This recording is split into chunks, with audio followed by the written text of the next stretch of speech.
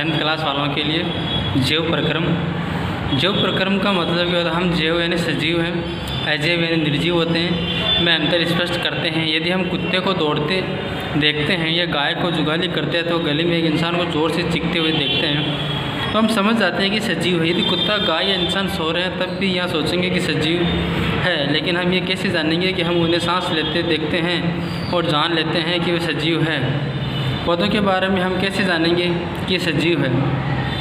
हम में से कुछ कहेंगे कि वे हरे दिखते हैं, लेकिन उन पौधों के बारे में क्या कहेंगे जिनकी पत्तियां हरी न होकर अन्य रंग की होती है? वे समय के साथ वृद्धि करते हैं, अतः हम कह सकते हैं कि ये सजीव है। दूसरे शब्दों में हम सजीवों के सामान्य तौर पर कुछ गतियाँ भी विचार करते हैं। ये वृद्धि संबंधी या अन्य गतियाँ हो सकती है, लेकिन वह पौधा भी सजीव है जिससे वृद्धि परिलक्षित नहीं होती है। कुछ जंतु सांस तो लेते हैं परंतु जिनमें गति स्पष्ट रूप से दिखाई नहीं देती, वे सजीव है।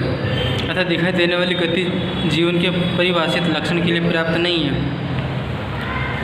अति सूक्ष्म स्केल पर होने वाली गतियाँ आंखों से दिखाई देती है। उदाहरण के लिए अणुओं की गतियाँ। क्या ये दृश्य आणविक गति के लिए आवश्यक है? यदि हम प्रश्न किसी व्यवसाय जीव विज्ञानी से करें तो उत्तर सकारात्मक होगा। वास्तव में विषाणु के अंदर आणविक गति नहीं होती है जब तक वे किसी कोशिका को संक्रमित नहीं करते। अतः इसी कारण ये विवाद बना हुआ है कि वे वास्तव में सजीव है या नहीं। जीवन के लिए आणविक गतियाँ क्यों आवश्यक है? पूर्व कक्षाओं में हम ये देख सकते हैं कि सजीव की संरचना सुसंगठित होती है, उनके उत्तक हो सकते हैं, उत्तकों में कोशिकाएं होती है, कोशिकाओं में छोटे घटक होते हैं। सजीव की ये संगठित एवं सुव्यवस्थित संरचना समय के साथ साथ पर्यावरण के प्रभाव के कारण विघटित होने लगती है। यदि हम व्यवस्था टूटती है तो जीव और अधिक समय तक जीवित नहीं रह सकते। अतः जीवों के शरीर को मरम्मत एवं अनुरक्षण की आवश्यकता होती है, क्योंकि वे सभी संरचनाएं अणु से बनी होती है। अणु को लगातार गतिशील बनाए रखना सजीव में अनुरक्षण प्रक्रम कौन है?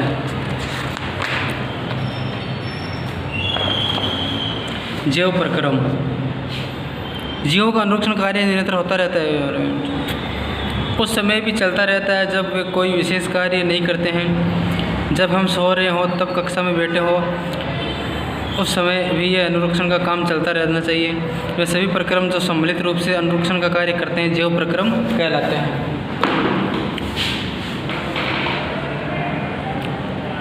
क्योंकि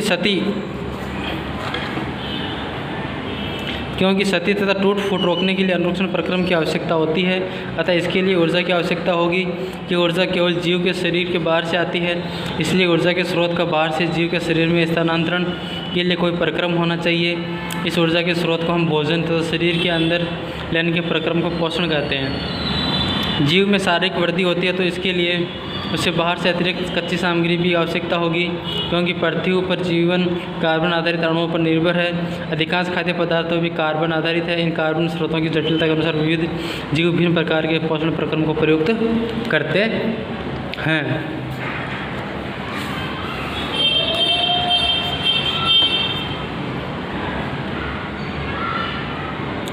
क्योंकि पर्यावरण किसी एक जीव के नियंत्रण में नहीं है, ऊर्जा के ये वाहक विविध प्रकार के हो सकते हैं। शरीर के अंदर ऊर्जा के इन स्रोतों के विघटन को आवश्यकता होती है, जिससे यह तथा ऊर्जा के एक समान स्रोत में परिवर्तन चाहिए। विभिन्न आणविक गतियों के लिए आवश्यक विभिन्न प्रकार शरीर के अनुरक्षण तथा शरीर की वृद्धि के लिए आवश्यक अणुओं के निर्माण में उपयोगी है। श्वसन होता है जो हमारे शरीर में बाहर से जो ऑक्सीजन हम लेते हैं सांस, उसे श्वसन कहते हैं। ठीक है। और पोषण। जब हम टहलते हैं, साइकिल की सवारी करते हैं तब ऊर्जा का उपयोग करते हैं। उस स्थिति में जब हम कोई आवासीय क्रियाकलाप नहीं कर रहे हैं, हमारे शरीर में क्रोम की स्थिति का अनुरक्षण करने के लिए ऊर्जा की आवश्यकता होती है। वृद्धि, विकास, प्रोटीन संश्लेषण आदि में हम बाहर से भी पदार्थों की आवश्यकता होती है। ये ऊर्जा का स्रोत एवं पदार्थ को हम खाते हैं वो भोजन है। सजीव अपना भोजन कैसे प्राप्त करते हैं? सजीव जीवों में ऊर्जा तथा पदार्थ की सामान्य आवश्यकता समान है, लेकिन इसकी आपूर्ति भिन्न विधियों से होती है।